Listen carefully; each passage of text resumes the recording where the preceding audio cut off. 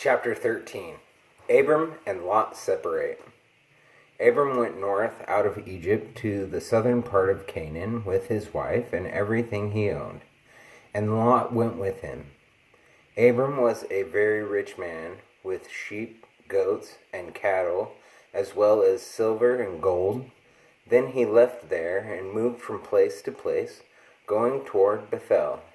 He reached the place between Bethel and Ai, where he had camped before and had built an altar.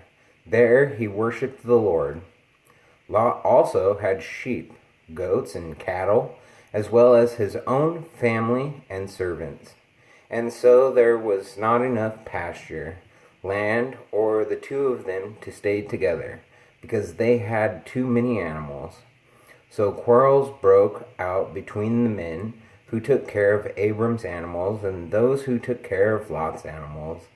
At that time, the Canaanites and the Perizzites were still living in the land. Then Abram said to Lot, "We are relatives, and your men and my men shouldn't be quarreling, so let's separate. Choose any part of the land you want. You go one way, and I'll go the other." Lot looked around and saw that the whole Jordan Valley, all the way to Zoar, had plenty of water, like the garden of the Lord, or like the land of Egypt.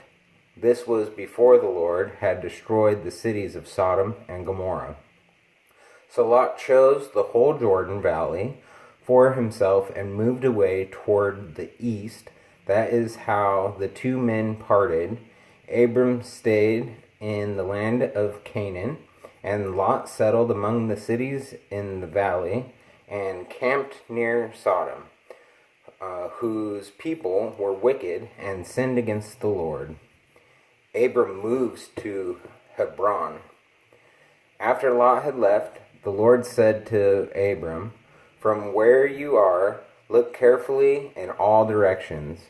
I am going to give you and your descendants all the land that you see, and it will be yours forever. I am going to give you so many descendants that no one will be able to count them all. It would be as easy to count all the specks of dust on earth. Now go and look over the whole land, because I am going to give it all to you."